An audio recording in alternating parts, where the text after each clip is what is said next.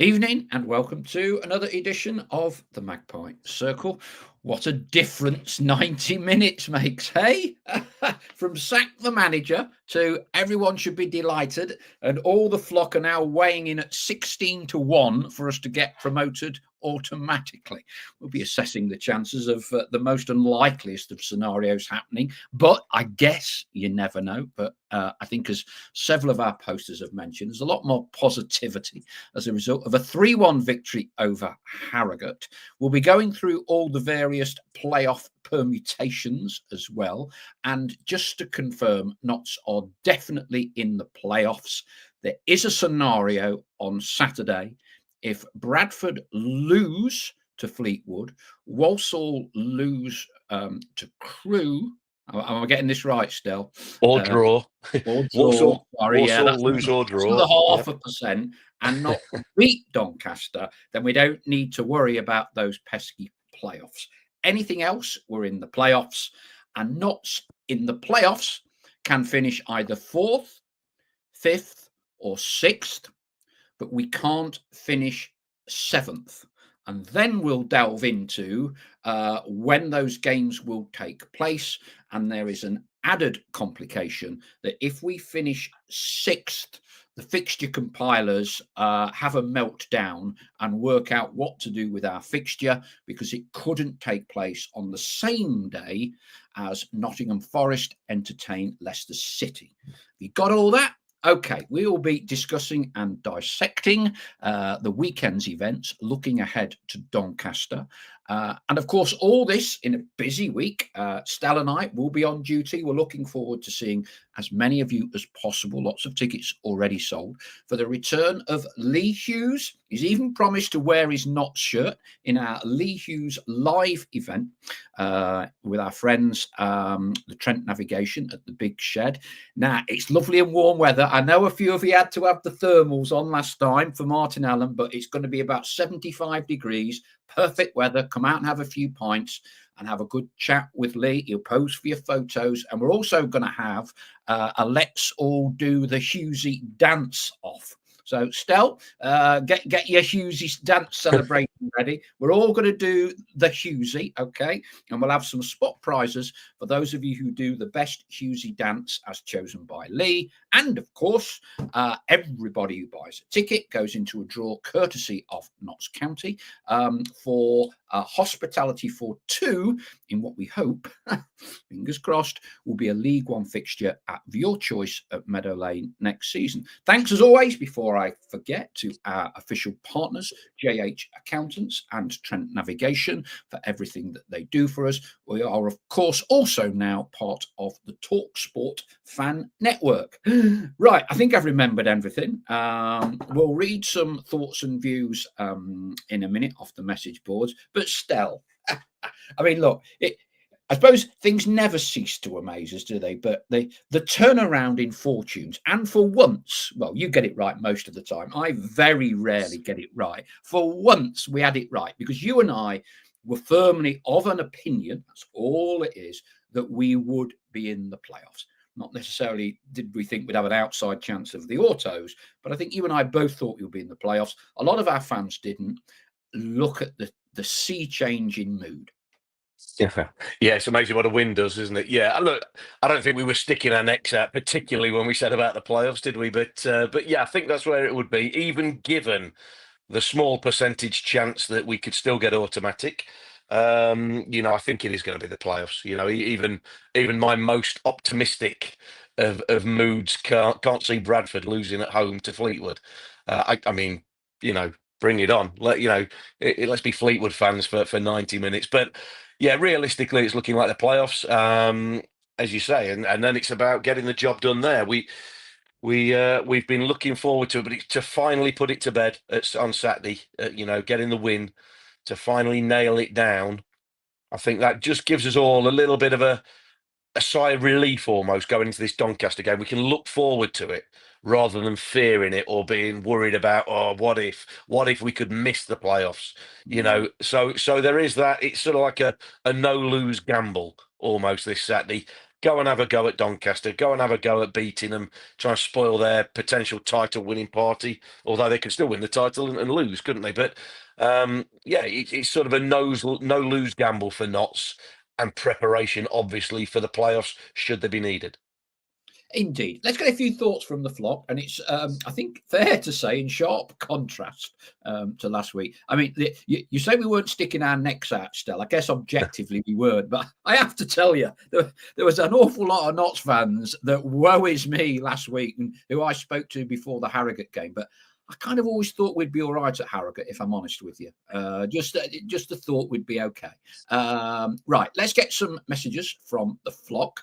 Linda Lou says, what's the chance of supporters getting flags for the match? Otherwise, everyone bring their scarves. Would be a great way to show our support. I suspect anything to do with loads of flags and whatever else would be kept back for the playoff game. That tends to be how the clubs these days do it, Lou, and often give some form of giveaway for the playoff game. Although I do understand Notts have got the big flag out surfing the flag in the Cop on Saturday. I think it's been postponed a couple of times. It was due to rain. With the current weather, I'd like to think it will be 75 degrees and short sleeve weather. Stuart Maynard was right, says Richard Elvey, and it has gone down to the wire. Bud Chatwin, evening all. Let's just praise the staff and players for making the playoffs. Anything else is a bonus with the season we have had. Oh, oh dear, and well done, Manchester City. Right. Jonathan Hammocks. Jonathan here. I'm in a wheelchair and did the team talk a couple of years ago. And it was shown on YouTube. I do remember that, and very inspirational it was too. Anyway, I just wanted to say, let's get behind everyone, says Jonathan, who goes on to add, it's written in the stars with the crazy season for us to get promoted on the final day. Come on, you pies. Evening from New Ollerton, from Jurgen Halligan. Let's hope for a decent game on Saturday. Second half performance at Harrogate is what we need for the whole game. And thanks to Jurgen, I got the Juventus Notts County DVD. So we'll be cutting and editing and playing some of that as part of the warm-up routine, shall we say. So you can relive Juventus on the big screen at the Navigation on Wednesday evening. Paul Mantle, hands up at the start of the season, who would have that you would have taken a win on the last day to possibly get autos. You know you would have taken it. Can we dream, says Ian Brooks. I still believe we could snatch third place, says PJ Defiance. Evening from Graham Oates, and Bud Chatwin goes on. Bud Chatwin, can we get a fun GoFundMe site going so Paul can get the stadium sign on the front screen of the Magpie Circle the right way up? I noticed that. Glad to see your eyes are good, Bud. Evening all from Ian Haywood. Would be nice if we snuck into the autos. Rooting for Grimsby to do one over on Salford. Once more into the breach, dear friends, once more, says Royston. And as Jurgen's just reiterating, Bradford home to Fleetwood, Walsall away at Crewe. We've got to beat Doncaster first, though. Evening all from AD Clark. Don't you just love football? Will be an amazing atmosphere on Saturday. Jurgen says, pity we can't create the atmosphere Bradford have with all their flags in the Cop. Playoffs, I'm sure, if we need them. I renewed my season ticket today, says Nigel Cameron. I must be mad, really? I suspect the renewals before the early bird frozen price. That ends on Friday. So if you're going to renew at the best possible price, you need to get it done by Friday. Stuart Maynard has earned his stripes for next season, in my honest opinion, says Richard Elvian. Hi from Rob Simmons. Stephen Newton, evening all. Tally ho. Lippy Jane, did anyone else see Sam Slocum coach each of the players really well? Enthusiastic, shaking their hands and praising them near the dugout on Saturday at Harrogate. Really great to see. I wonder when Sam's finished whether we want to go into sort of coaching management. I did notice, very active in the dugout on Saturday throughout all of the 90 minutes. Tim Watchern, it's not such a long shot. I think I will put a fiver on it. Kelsall Lee says, cheers to our show guest. We've got Jordan Kelsall. Forgot to mention that. Knew there was something. Jordan is a Nottingham Panther ice hockey player, one of the star British players in the domestic game. He grew up in Nottingham and all his family are big Notts fans. You may have seen him wearing the light blue pale shirt walking around the pitch. He's joining us from 7:30 and hopefully can give us a few tips on how to win playoffs, given the very dramatic way in which the Panthers won the playoffs this year. And Gazali says, cheers, Jordan, for the photo with the trophy after the Cheltenham game. Been following the Panthers since 1996. Kieran Hickey, got a feeling we're going to sneak it on Saturday. No tempting fate from me, says Richard Elvian. Let's just beat Donny. Evening from Karen Knight. Is Karen back from Barbados now? I suspect she is, because she said she's not in Barbados anymore. Money's probably run out. 3 weeks in Sandy Lane cost a few grand still, I'll tell you. Let's hope for our finest hour and a half on Saturday, says Stephen Newton. Adam Kent, I agree about putting that bet on Notts getting autos, or am I just dreaming?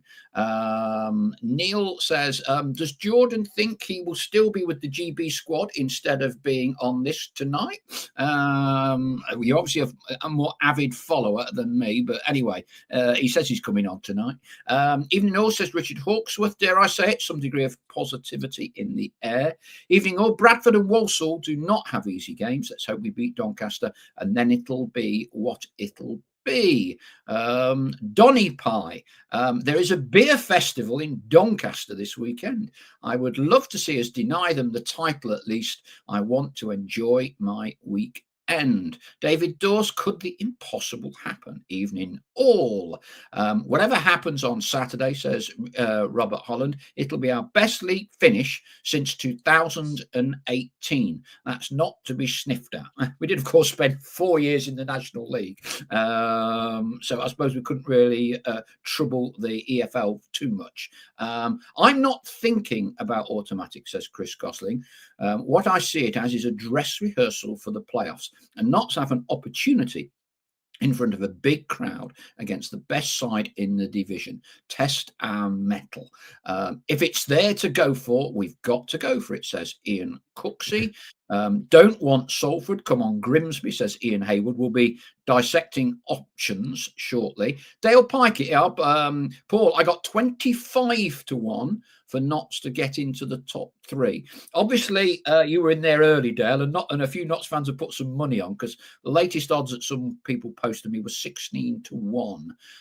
Great to see Grant coming good on Saturday, says Adam Kent. Pythagorean, good win at Harrogate. Even a fist bump with Harry Gator. Lee Atkins, hi guys from Poole, got tickets for Saturday. I've emailed the club asking if they can do anything for my dad this Saturday, as it's more than likely this will be his last game because of his Alzheimer's. We wish you and the family and your father all the very best, Lee, and hope that we have a great occasion on Saturday. Stephen Newton, 3 blocks on sale to Notts fans in the Jimmy Cyril stand Saturday. Yeah, Notts capped it at 2,000 for Doncaster. From when I was looking at the maps earlier today, they were kind of just lots of single seats only. So I think it's exactly the right thing to do. People that perhaps don't always come as a group, 2, 3, 4 people, can now sit together in the Cyril and have a good view rather than being dotted around here, there and everywhere in single seats. So, you know, I'd be hoping maybe if we can push 15,000 on Saturday. Operational capacity is around about 16.5. Donny, we know, has sold their 2,000 already, so should be a cracking atmosphere. Ian Cooksey says that we can play Wimbledon, Salford, Grimsby, Chesterfield, or Colchester in the playoffs, but we can't finish seventh. Steve Jones, our long-suffering Walsall fan who dials in every week, it's not over. Big pressure on Bradford now. They're not coping well, and who knows which Fleetwood team will turn up, and they're half decent away. Clearly, Bradford in the box seat. Walsall second favourites, and then ourselves third. Grimsby, please, in the playoffs, said Richard Elvian. Chris Gosling, the only slot I can see free in the playoff schedule, if they need to move our game, is Saturday the 10th at 3 p.m.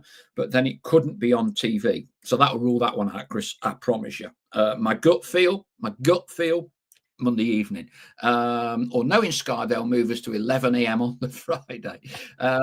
If you're wrong, Stell, will you sing on air? I think that's with you saying we definitely won't get playoffs. We'll all well, I mean, I'll be singing on the radio if we go up automatically. You can offer any forfeits you want that we will do if to me and Stell if we get up. I'm opening myself up there, but I think whatever you ask me to do, I think it's just about worth it if we go up automatically within reason. All right, we are a family show, right? There's still a ton more. We'll come back to them in a minute. Let's just tidy up. Because if you're percentageizing it, Stell, what percentage chance do you think we've got of doing it on Saturday in the autos? Automatic. Oh God! I mean, what you say? The bookies are putting 16 to 1. So I mean, they don't give anything away, do they? So look, it's a less than 5% chance, really. I think if you run it 20 times, maybe it happens once. I don't know. But the beauty is this once could be this Saturday. And the other beauty is, I'm not a bookie either. So, I don't really know. Look, we are, as you rightly said, we're third favourites for that automatic. It's in Bradford's hands. If they win at home against Fleetwood, everything else irrelevant. If they draw at home, then nothing we can do about it. But a win for Walsall at Grimsby, obviously they can leapfrog them. But if they lose, then it's over to Walsall, isn't it? Then it's them dropping points at Grimsby, and that leaves it open for us. There is a chance, and whoever said about it, at the start of the season, would we have taken it? Yes, I think we would, but given the way the season's gone, I think we'd be looking for a little bit more. But look, it is what it is. We have got a chance. There are plenty of teams in the division that haven't got a chance, that have got games with nothing to play for, and nothing for them to play for. So there is a chance, and you just never know. And the way this League Two has gone, any other division, at any other time, Paul, I think I'd say like there's less than 1%. League Two this season, I'm saying there's less than 5% chance, because you just never know. With the results we've had over the last sort of 2 months, you'd have thought we'd have been, firmly out of it and just trying to fight to get in the playoffs with a game to go. So, the fact we're in the playoffs, we've got that secured, then that's great given the form we've had. But that little glint, there's a Willy Wonka golden ticket out there. Is it this Saturday for us? Yeah, I must admit, and I know we're all getting excited. I don't see it, and in a funny way, I don't want to get my hopes up. I'd rather spend the next 2 weeks just getting into the zone for a playoff semi-final. The moment you start thinking a little bit, it's almost a bit anticlimactic if we don't. Look, we can all dream. I would genuinely put it as lower than 1%. I think if Bradford were away or something like that, I just can't see Bradford, if I'm honest with you, not doing it. I know there'll be pressure. You played at Bradford. I mean, is it a positive or a negative that they're going to probably have their biggest crowd? I want to call it Valley Parade. I know it's not now. But is it a positive or a negative that they will probably have their biggest crowd for God knows how many years? Let's be honest. Fleet won't be bringing that many, will they? Because they never do. No. And look, they're firm favourites, aren't they? At home, I'm like you. If they'd have been away, you'd go, well, you just never know. But let's have it right. They've not won for 4 games, Bradford. I mean, they gave us a real good game up at their place, just a couple of weeks ago, if that.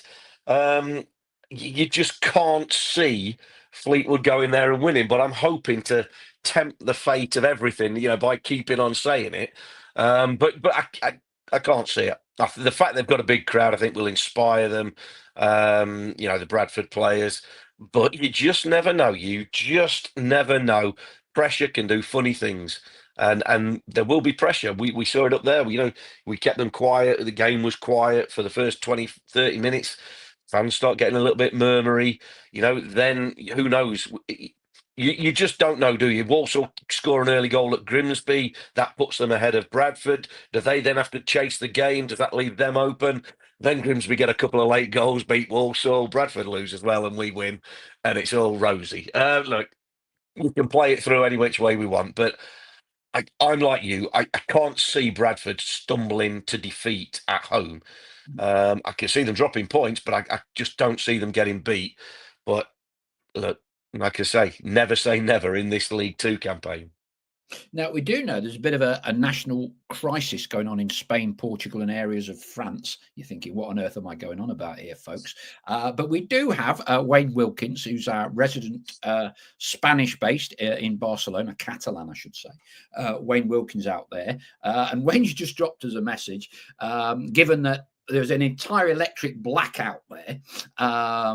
Was thinking I wouldn't be able to tune in live tonight, being based out in Spain, and the cyber attacks that have happened here.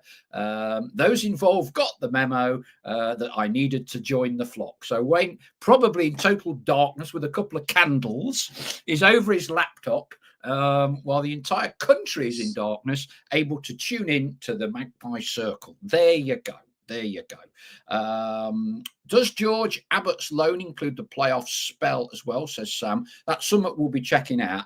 I would like to think there wouldn't be too much of an issue. Normally, those sorts of things get renewed fairly straightforwardly because you'd have to extend his loan a bit to include those games. Sometimes I know parent clubs can then try and charge a bit of an extra fee to extend the loan, but I'm sure, much as the brothers drive a hard bargain, they will acquiesce to whatever Mr. Levy may want for a loan extension for George, and they're probably already on it. Or maybe they think we might go up automatically and save a few quid. We shall have to wait and see. What else have we got on here? When have you ever known not to do it? The easy way, 97-98 aside, says James Moore. I guess eventually in the Munto season we won it at a canter, although certainly not for the first half of the season. We weren't doing a great deal. NCFC World, what a season. Playoffs is in our hands and potentially go up automatically. It defines being a Notts County fan. Thought the flag wasn't fire resistant. Have they got a new one now, says Chris Goslin? Someone earlier was saying to me they thought they got something sorted, but anyway, yeah, I'm sure you'll find out on Saturday.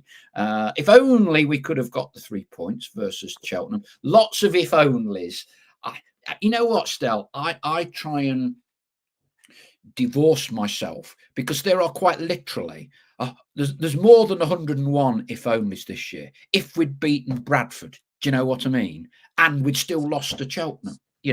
If we'd beaten Cheltenham, all of these things. There's 100, and that's just in the last week. I don't particularly dwell too much because I think every club or every set of fans will have their own inverted commas, if only, hard luck story, refs cheated us, had injuries, done this, done that. I just think to an extent, a lot of them cancel each other out, and everyone's got a sob story somewhere along the way. Yeah, I agree. It's natural for us to do it, particularly in a season like this, where we can say it feels like a bit of a missed opportunity. The automatic places were there for the taking, and who knows, there's still one there for the taking. However, unlikely it might be, but there's still an opportunity. But it's natural, isn't it? At the end of a season, everybody, you're right, every set of fans look back, if this had have happened, if that had happened, if we hadn't have had that injuries, if we'd have turned that draw into a win, and do the mathematical calculation. It's no different to me and you coming in after a golf round, is it, and going, if I'd have held that ball, if I'd have hit a better shot, I'd have gone round in 3 under rather than 112. So, ifs, buts, and maybes, they're always after the event, aren't they? And there's nothing you can do about it. That's why, it's so important to actually go and do things, to actually go and achieve. And you should celebrate it when you do achieve something. And you're right, what you mentioned earlier. We don't want it to feel anticlimactic, us getting in the playoffs. If it's going to be playoffs, we don't want to be going into it with a big, we could have got automatic. We want to be going in there thinking, right, playoffs, let's go and win the playoffs. Great. Day out at Wembley. We know how good that can be. And let's go in there with positivity. And I'm sure we will do. But, there's a funny psychology, isn't there, in sport, and it can change, as we've seen in this last week. One win, and all of a sudden, you're saying there from the messages, a lot of positivity. A week ago, there wasn't too much positivity. So, things change very quickly. But I'm like you. We can all do the if we'd have done this, if we'd have done that, if that had have happened. But it's all irrelevant. It's after the event. So we've got to make sure what does happen is that we finish the season with a win and see what that happens. And then if that means a playoff campaign, we finish that 3 games with a win at Wembley. It's not so much a glass half full, it's a glass overflowing. Cyprus ref prediction: Notts 3, Doncaster 0, Crewe 1, Walsall 1, Bradford 1, Fleetwood 1, brackets, Fleetwood with a 97th minute equaliser. Name your forfeit if that comes through. Yeah, but, right. Hold on. That's Bradford going up, though, if Bradford draw. Oh dear, yeah. Cyprus ref, come on, get yourself sorted. I think you meant Bradford 1, Fleetwood 2 with a 97th minute winner, I think is what you're saying. I think that's right. Anyway, I lose track. I trust in you, Stallard. Anything to do with stats, my view on all them. Right, yeah. There's an interested party waiting to join us. I'm going to try and hit a few buttons, and hopefully, Jordan Kelsall. How are we, dear boy? I'm good. Thanks for having me. How are we doing? Hey, it's a pleasure to have you. Hey, and we're in. Hey, you're going to give us some playoff tips, are you? I mean, it couldn't get much more dramatic than the Panthers, could it? Wow, it was crazy. I don't know if I can give the boys any tips, but if they have that feeling like we did, that would be immense. So fingers crossed. But hopefully, it doesn't get to that point. Now then, so obviously Panthers. Fantastic season. Your family, I think a lot of people worked out your allegiances when they saw you with the trophy, which was probably the high spot of the day, to be fair, Joe. After you went off at half time, it certainly went downhill. Anyway, your family are big Notts fans, correct? Just tell me a little bit about that and how you ended up on the ice hockey side of the fence rather than following in, I don't know, your childhood hero Mark Stallard's footsteps as a centre forward. Yeah, so my family are big Notts fans. Actually, kind of half and half between Notts and Forest. But my granddad used to travel home and away, so I decided to go with him and go on the road as well and watch when I was really young. And he was like a huge Notts fan, so decided to take that route. For better or for worse. And just followed the team when I was really young. And then I grew up playing and watching ice hockey as well. And cricket too. So then I kind of had to make a decision between ice hockey and cricket when I was about 12 or 13. And I chose ice hockey just purely on the fact that the season started to overlap. But that never stopped me kind of following what Notts were doing. Obviously nice to see Forest being in the Premier League, but would like to see Notts a little higher, if I'm honest. But no, that's kind of, my family background of supporting Notts and huge fans like we all are. Yeah, that's it. There is a big crossover, Jordan. You'll be more aware of this than me in terms of Notts fans and Panthers, and likewise with Forest fans. My dad, who's no longer with us now, he used to go and watch the Panthers just after the war when they were basically all Canadian imports and they were one of the big teams.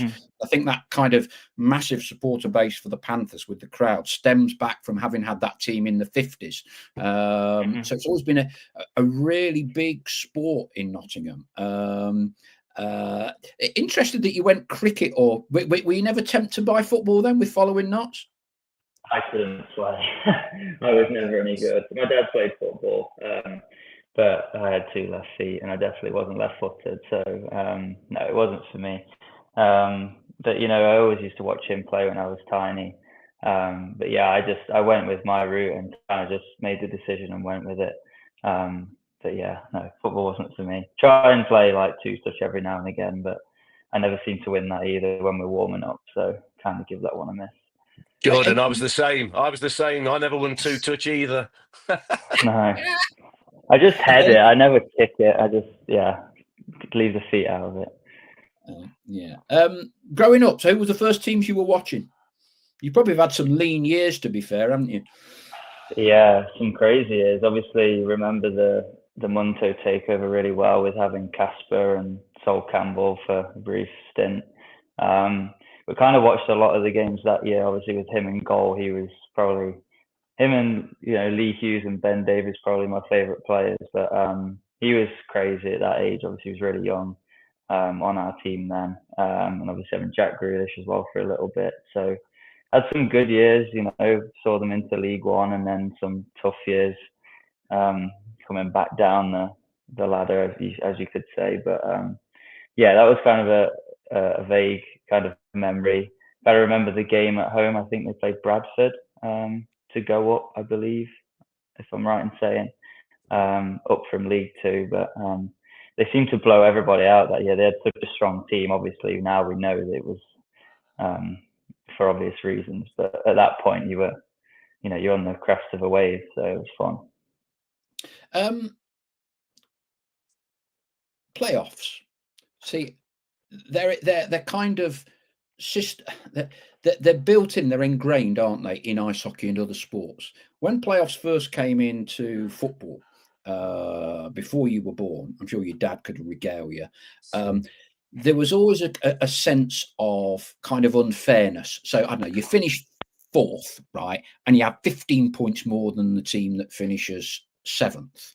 And in the early years of playoffs, there would be a lot of they always used to say the team that finished Stell, the top place playoff was at a disadvantage because psychologically, that mindset, it's never been like that in ice hockey, has it? You kind of play for playoff positions, and I mean, from a player's perspective, is it more important to win the playoffs or to win the title? I mean, where's the psyche and the mindset in that sort of thing?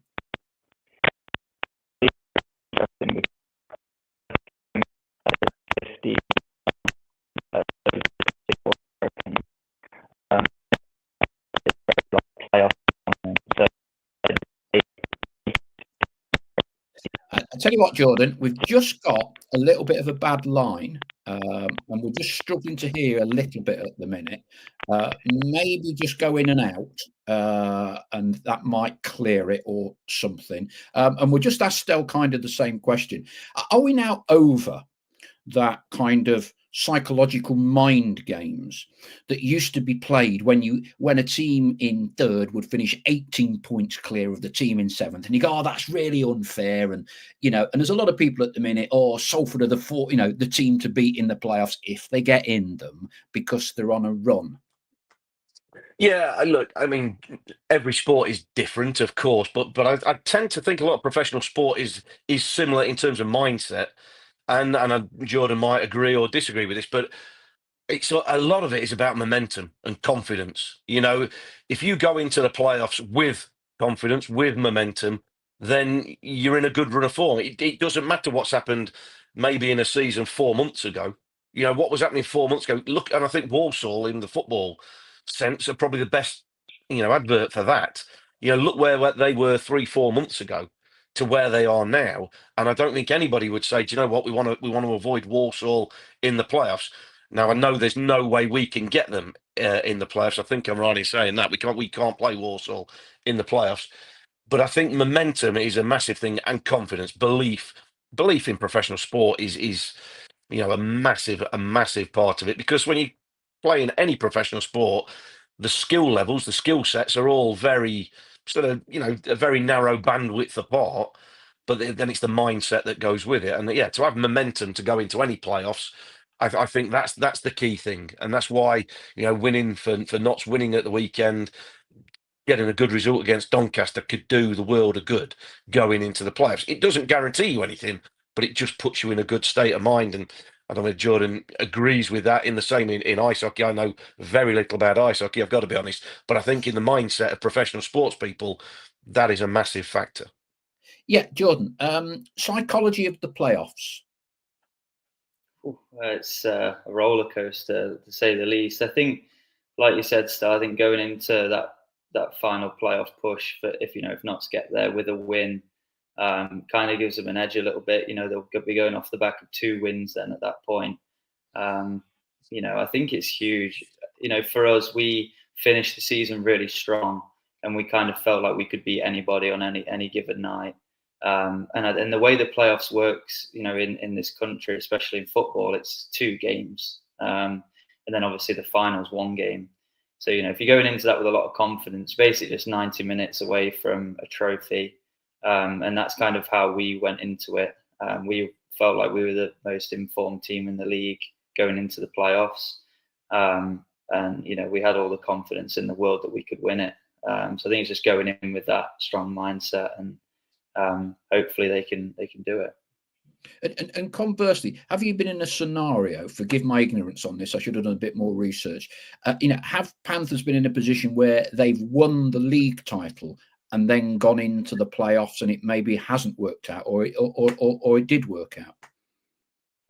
We actually haven't had a lot of success with the league title, and I think we won it in 2013. That was the last time we won it, and that was the first time, I think, 40 years. So we've never had any real success in the league, although that's what the fans kind of want to win in this country. But typically ice hockey is actually about winning playoffs, yes, which is kind of unique in the UK.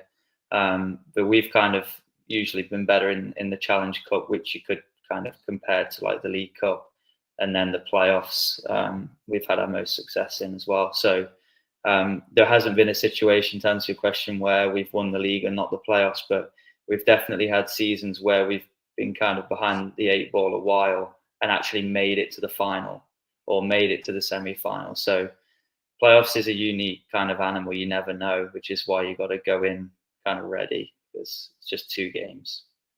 Yeah, and are there any tricks of the trade or not? You say that Panthers haven't necessarily won titles or the league, yet seem to have done that much better in the playoffs. I think kind of what I was saying earlier is you're so close to the trophy. I guess it's 2 games semi-final, 1 game final, so they're 3 games away when they make the playoffs from winning the final trophy. So I think you can kind of put it together for 2 to 3 weeks, and beyond the top of your game, you're so close to winning it.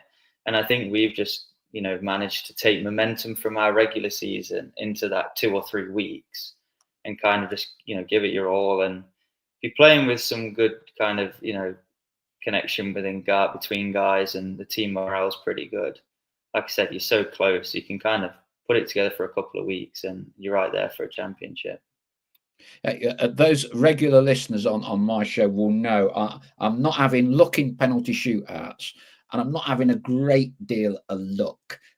I appreciate luck plays a part, but I still think the best team wins the playoffs, and we would look at historic Notts managers, Neil Warnock's record, for instance, in playoffs. I'd say it's not lucky. Some people might say the playoffs are lucky. I mean, from an ice hockey perspective, how much does luck play a part, for instance, in your success just gone? It couldn't have been more dramatic, I think it's fair to say. Yeah, it was definitely dramatic, and like I said, a roller coaster. But I think you can kind of create your own luck as well. If you're playing well on the night, but not necessarily getting the job done, or winning on the scoreboard, you can kind of get a few bounces your way if you keep persisting with it. And I think that's what happened in our game, if I'm honest. In that final, we 2 disallowed goals, 1 for us and 1 against us. But in the end, we got the win, which is the most important thing. But yeah, there's always decisions, from referees, linesmen. There's always things that are missed. Look, you get bounces one way or the other. You just have to kind of ride that emotion and ride the decisions that are made, and just keep going and believe in that you can do it. Yeah, just on top of Jordan, just on top of that though, you like say that you're dead right. There's moments of luck within games, whether it's football, ice hockey, any game. But as a general feeling, yourself and the whole squad, you must feel you deserved it. You know, you must feel you were the best team over that playoff period, and you fully deserved it, despite one or two bits going your way, one or two bits going against your way. But you always feel like you've earned it, don't you? Yeah, absolutely. I think, like I said, we had a real strong finish to our regular season, and we were so close to winning the league championship. We felt like we should have had more out of that. So to get some success in the playoffs, it was kind of like all that hard work and effort that you've put in, being so close in one competition, but you get over the line in the next one. It definitely did feel like it was rewarded, and we definitely deserve to be at the Final Four weekend, and we definitely deserve to get something out of it. That's for sure. My views on luck, Stell. Yeah. Does the best team win the playoffs normally, or the luckiest? Well, they always say luck trumps skill, don't they? But the best team over time will win playoffs. Of course, there'll be exceptions. Of course, there'll be moments of luck that will change a game, a really tight game. But if you're the best team, you give yourself the best chance of winning. And as Jordan sort of mentioned a little bit of there, if you keep persisting, you might get a bounce of the ball or the puck or whatever sport it is. But you've got to persist. If you don't persist, if you don't put yourself in that position, and that's what, for me, making your own luck is about. In football, it's having a shot, isn't it? Pulling the trigger, having a shot. It takes a deflection, goes in the back of the net. Is that luck? Well, people go, yeah, of course it is. It took a deflection. But if you don't have the shot in the first place, if you're not pushing, if you're not on the front foot, it doesn't happen. You don't get that bit of luck. So I think luck plays a part. Of course it does. But luck for me are moments of luck within a sport, whereas generally the best team does generally win. Now, what constitutes the best, like I say, in a game, in any, we've got 3 games, haven't we, potentially to win the playoffs, whoever wins the playoffs, 3 games. I think you'd have to say the best team will win it. Now, the best team might have a little bit of luck along the way, but they will be the best team over the 3 games. Jordan, we hear a lot in professional sports, certainly in football, psychology, mental strength. Is that something that's kind of as prevalent? Is that something that you discuss a lot or whatever in ice hockey?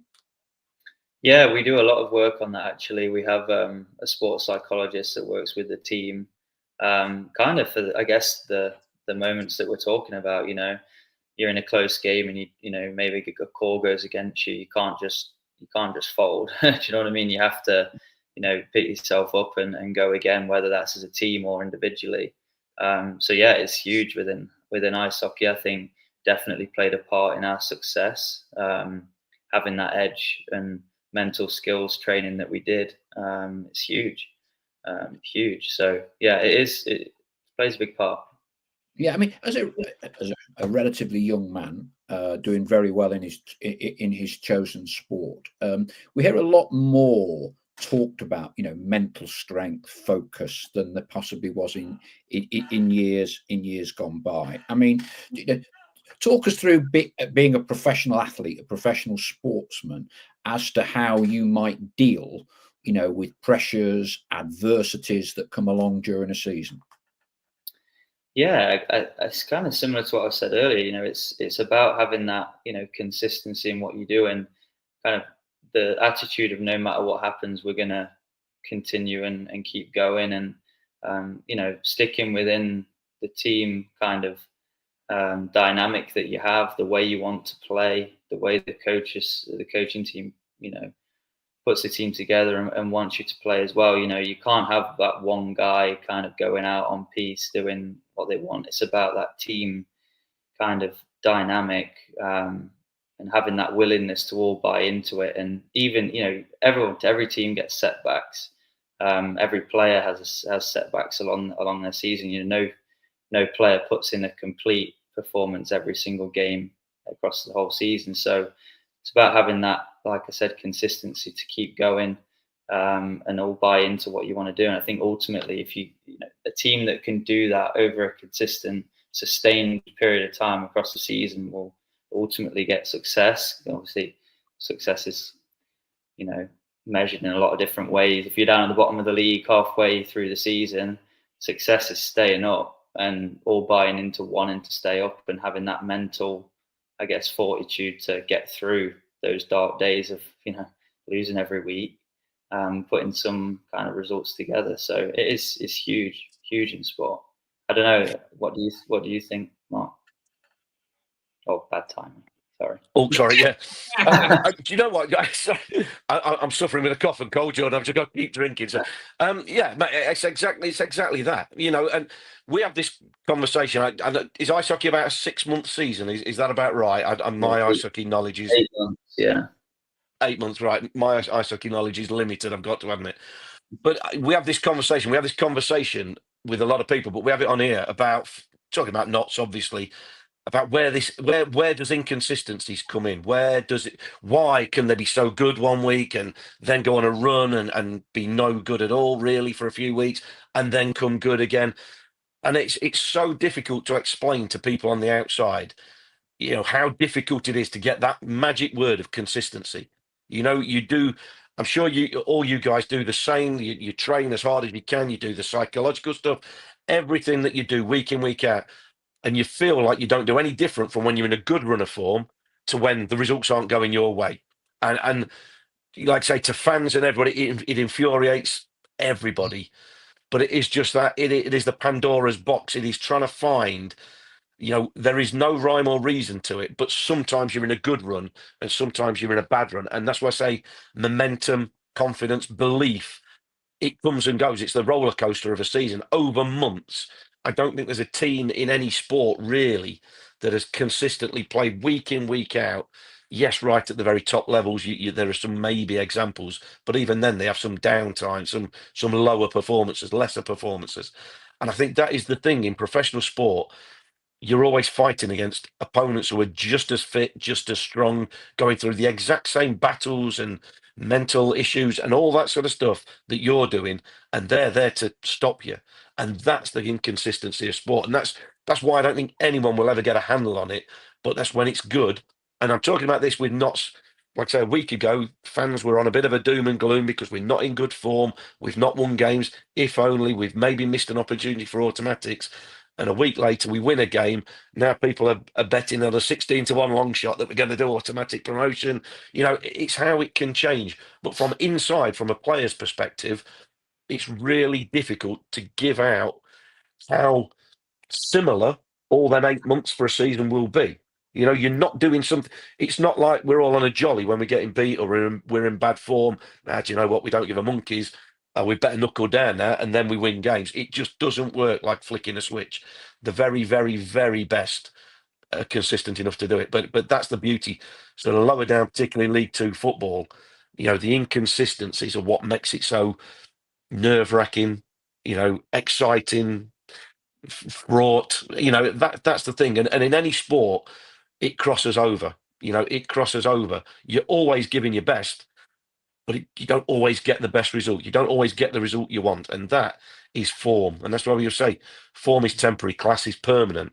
So again, going into a playoff campaign, you need your form to be good. And if your form is good, you give yourself a better chance. The skill levels are there, but it's all about that form. Absolutely. How important are officials, and how much do you complain about them in ice hockey, Jordan? Because I've got to say, refs, as you would know, in professional football get pelters, certainly at League Two, only marginally less than they did in the National League. And I think a lot of our flock here tonight will point to certain officials and refs and all of that. What's it like in ice hockey? Is there the same focus on officialdom or not? I think it's any sport, honestly. Maybe we should just all play golf because you don't need a referee to play golf. But me and Self can fall out at Coxmoor. Don't worry about it. It's just hard. Like at the end of the day, our officials aren't full time. They all have jobs. They're giving it their all. They want to get better. It's just, it's like any sport. The games are so fast. If they miss something or they think something's happened. In our league, as an example, we don't have like a video replay for every single play. They can't they can't send it to a TV and have a look the second time. It has to be immediately make a decision. So, you know, that's tough on anyone. Never mind if you've been an official for 20 years.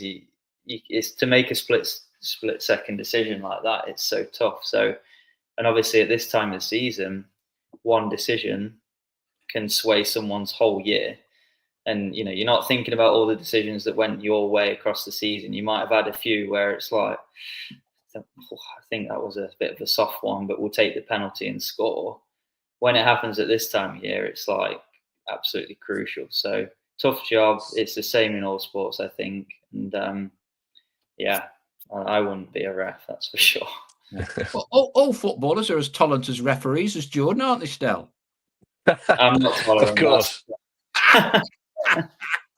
Of course. It is one of the things, Jordan, I might say, like I say, as you get older, you do, after you finish playing, because like I said, I do mellow a little bit with the officials now, but when I was playing, I gave them all sorts of grief, all sorts of stick, all sorts of abuse. Like, you want to win.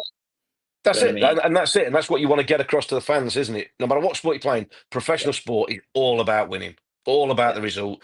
And if a referee and official makes a call that is, you know, going to affect the result you want, unfortunately, you know, emotions are high, your testosterone's going, everything's going. You let the officials know they've got it wrong. You know, undeservingly when you look back at it in the cold light of day, but you know that's how important sport is. Yeah, I mean, do referees get lots of dissent then? You know, do managers harangue them? Do you harangue them, or is it kind of not so much the done thing in ice? I would say, like during the game, the coaches can get a bit, you know, heated and not, I wouldn't say abuse them, but obviously make their opinions known. But we have to kind of keep it in line because we can get penalties for like abuse of official and stuff that can actually really hurt the team. So, like if I kind of abuse an official, I could get a 2-minute penalty, which sounds like nothing. But when I'm going to sit in the penalty box and they're 5 against our 4 for a full 2 minutes, it's like that can turn a game. So we kind of keep it in check. Well, try to at least. But you know, some of the coaches do. Some just back off them. That they kind of have that tactic of like, well, if the other guy's going at the referee, I'm going to be like the nice guy and just leave him alone. And then, you know, sometimes it works and sometimes it doesn't. But I think they all try their own luck. Yeah, I don't think there's many refs that go managers that go laissez-faire. Even Stewart, who was pretty mild-mannered, I've noticed he's more and more in the fourth official's ear hole these days, Stel. As was Simon Beaver, I noticed on Saturday as well.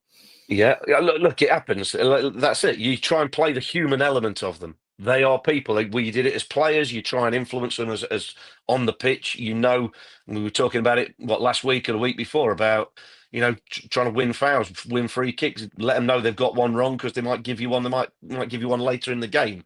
I'm sure ice hockey and all sports are similar. You try and influence the game in any way you can positively, you know, without crossing too much of a line. So, look, it happens. It happens throughout sport. That's how competitive it is.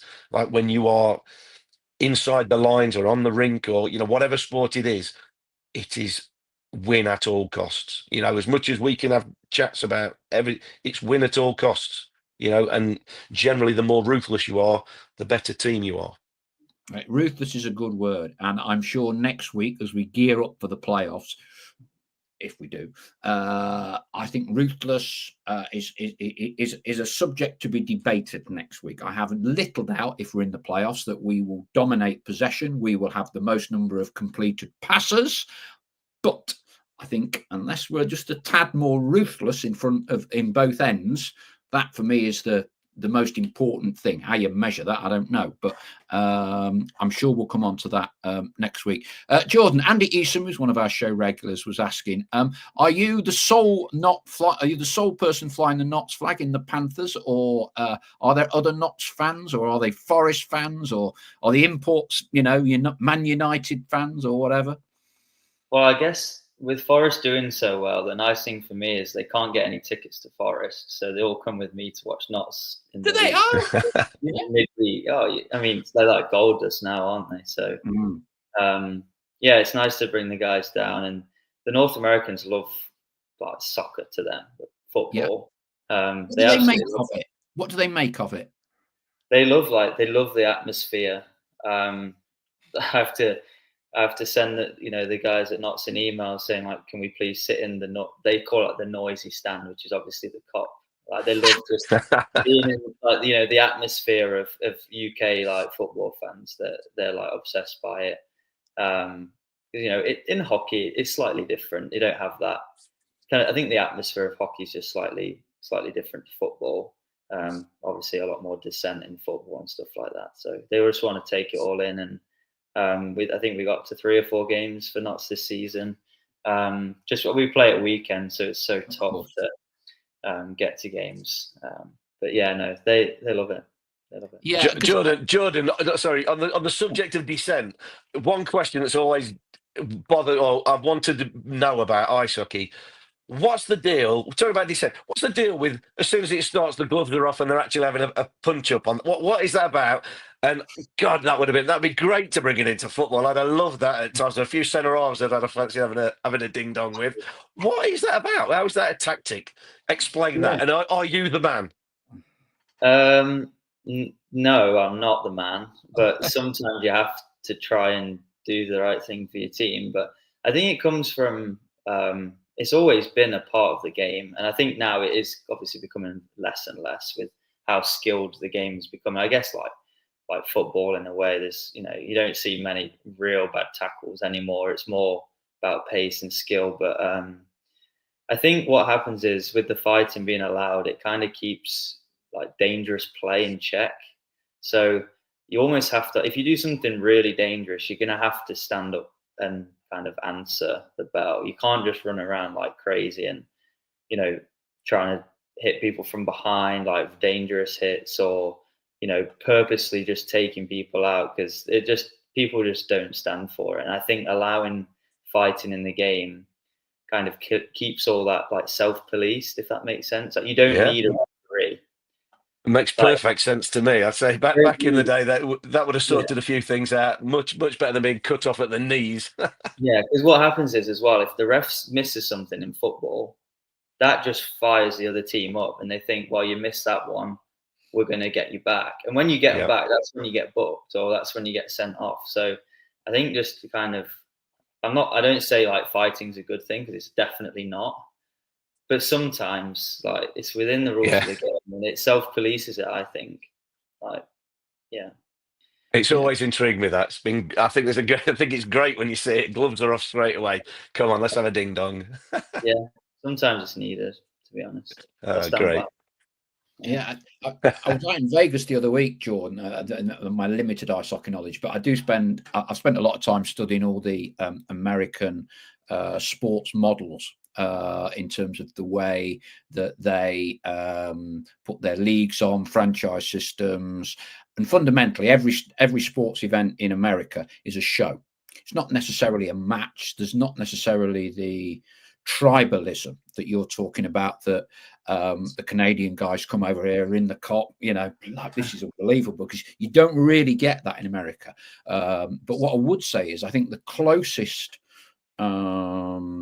to tribalism, the most partisan atmospheres of any of the American sports professional leagues, it's not the NFL, it's not the NBA, it's not MLB, it's definitely the ice hockey. It's definitely ice hockey. And we were out for Vegas Golden Knights, Minnesota Wild while I was there. That was the start of the playoff. And there's one memorable moment in that where the ref got himself in the wrong place and got body checked and sparked out. There you go. That's a good way. So one of the players was, and it was a genuine accident, was basically taken out. The ref, there's two or three of them, and he spark out and had to go off for the rest of the game, having been checked out of it. But I do feel that the North American ice hockey crowds are certainly more partisan than any of the other sports over there. Yeah, especially if it's playoffs, because it's seven game series or best of 7. So when it gets down into the semi-finals and finals of that, it is like do or die for them. Their whole season, they've had 100 games at this point. The fans and the teams alike, that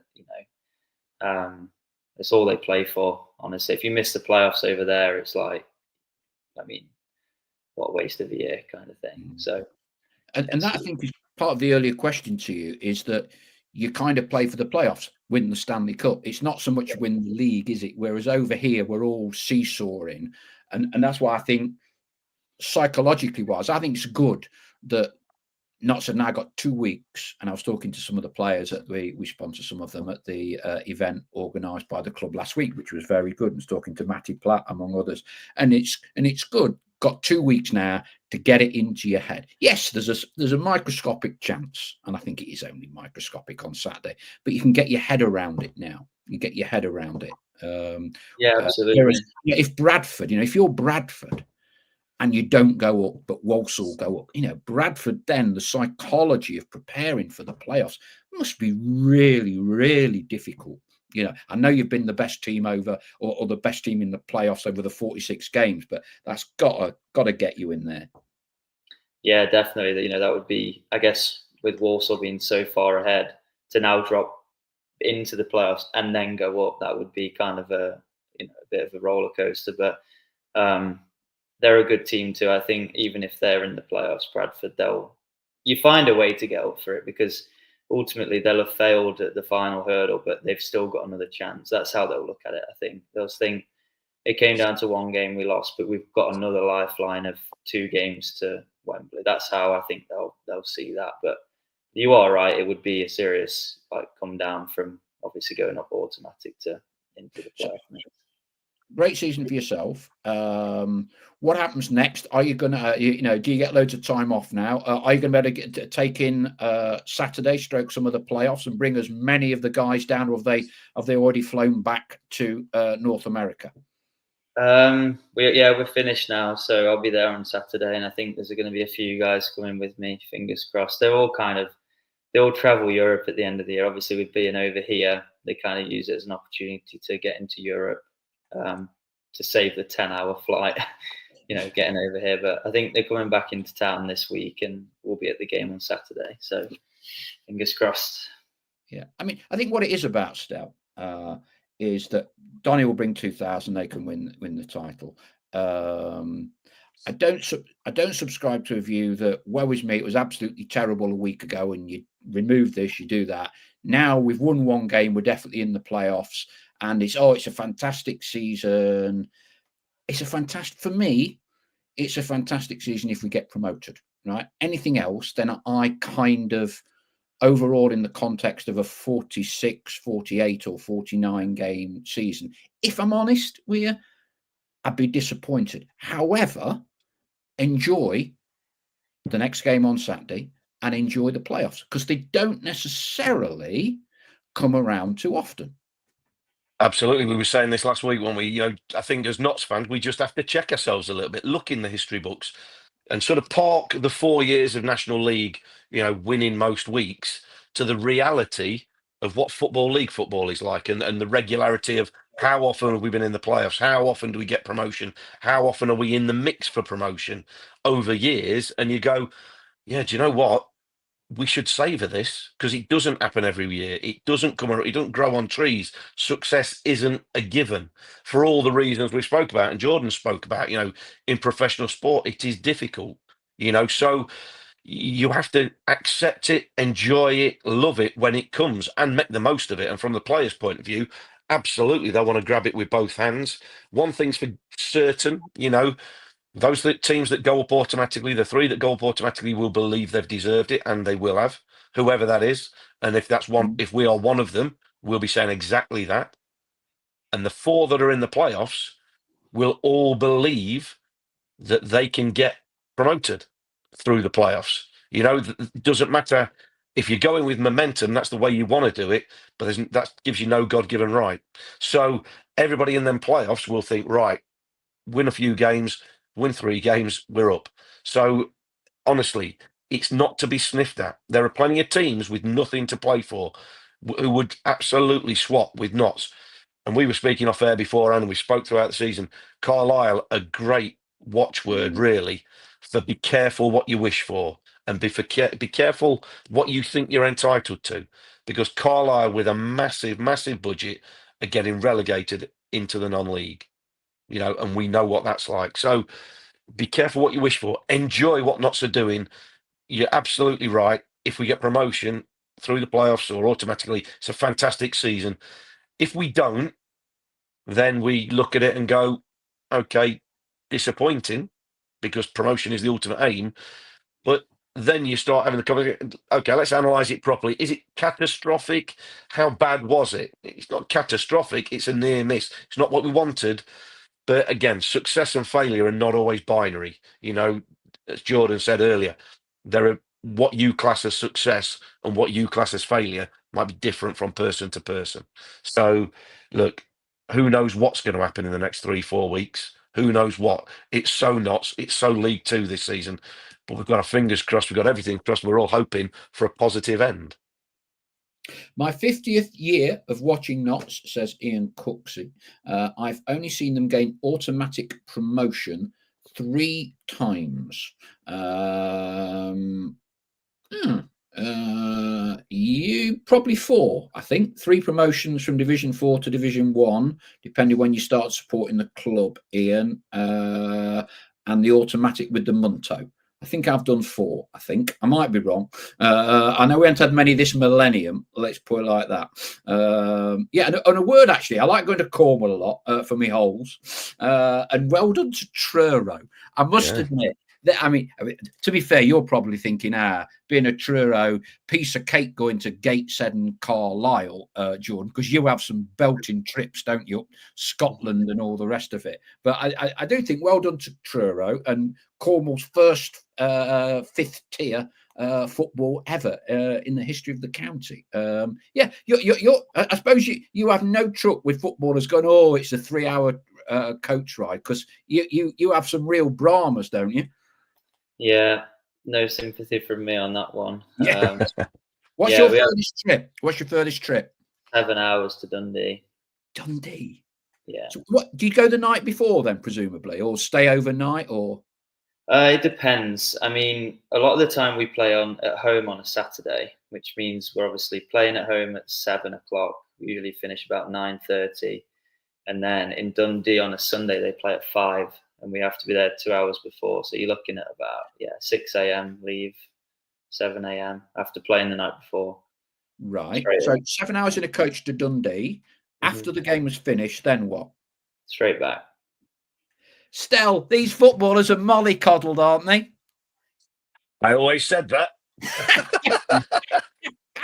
Yeah. It's all dear. Isn't it? I mean, if we're playing there on a Saturday, by all means, we might go up the day before. It all depends on your schedule, And I would say we have the best travel schedule. Like, we're right in the middle of the country. I played in Dundee for a season, and we played it in Cardiff. Was an 11-hour bus trip. We bussed there, played and bussed back, and played the following day as well. So we have it fine. That's what I have to say to the guys. It's like, come on, it could be a lot worse. Let's not complain about this one. You ain't got your little private jet in and out of East Midlands Airport then with the owner?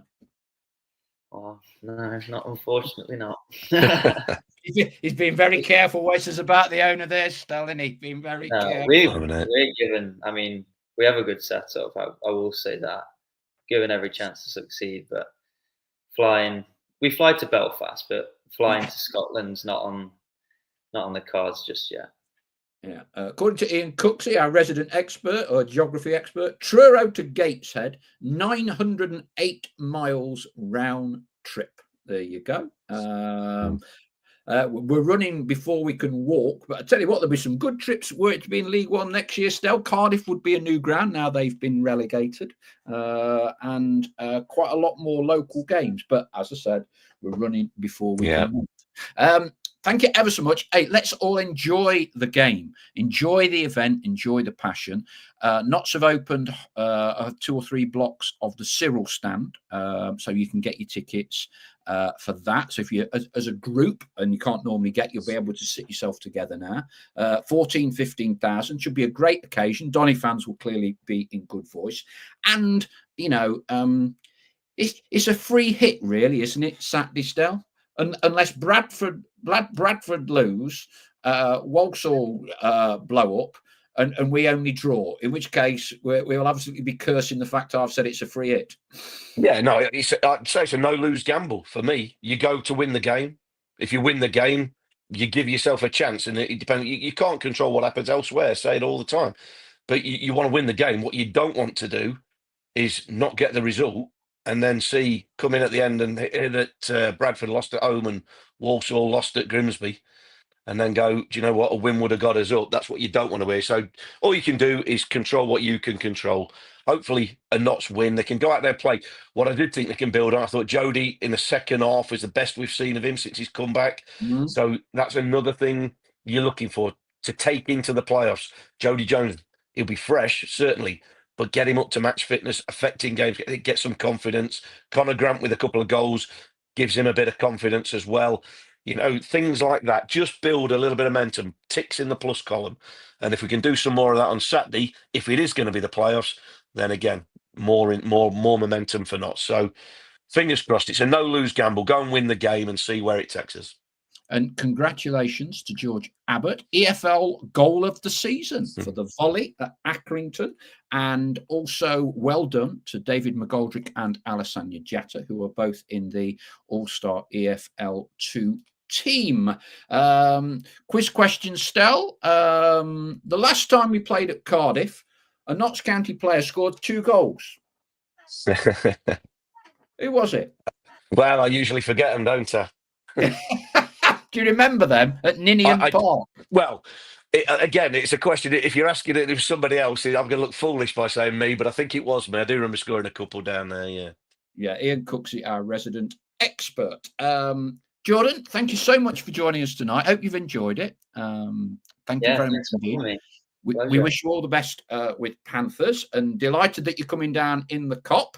And so if some of us who aren't resident ice hockey fans see a few North American accents and a group of fit young lads on Saturday in the Cop, yeah, it's a fair chance it's Jordan and his fellow Panthers. Thank you very much indeed for being on the show and all your participation tonight. Sorry we didn't quite read out as many of your observations and questions as we usually do. And I think we should just tidy this up because I know I'll get asked about it. The scenario that is the big problem from a fixture perspective is if we finish 6th in the playoffs, we would be at home in the first game on Sunday the 11th. The problem with that is that Forest are at home to Leicester on that afternoon. That won't move. So it's highly likely Notts would then have to move from Sunday to either the Saturday or the Monday. All that's still got to come out in the wash. If we finish 4th, we can't finish 7th, then we will be away on that Sunday at 3:30. The return legs, assuming we're 5th or 6th, would be the following Saturday, 12:30 kickoff, home or away. If we finish 4th, then we will be at home on the Friday night, May the 16th. That's as clear as mud. Renew your season tickets to get the best possible price by Friday. Get your tickets for Lee Hughes. Jordan, you're welcome to come down and listen to stories of Mr. Hughes, Juventus, Sven, Munto, and others that I probably can't tease on the family show, which is why we're obviously not broadcasting it live on Wednesday evening. Get your tickets. We'll probably let you come down on the night as well, but try and reserve your tickets in advance. It just helps us sort all the seating and the planning out, and it's going to be lovely and warm. So those of you who froze last time in December, it's going to be lovely. It's going to be about 80 degrees in the Trent Navigation Big Shed. Stel, we'll see you there. Jordan, thank you ever so much indeed. Thank you, everyone. We will see you Wednesday, hopefully. For those of you who can't get along on Wednesday, we will be back next Monday. Cheers for now. Bye-bye. Cheers.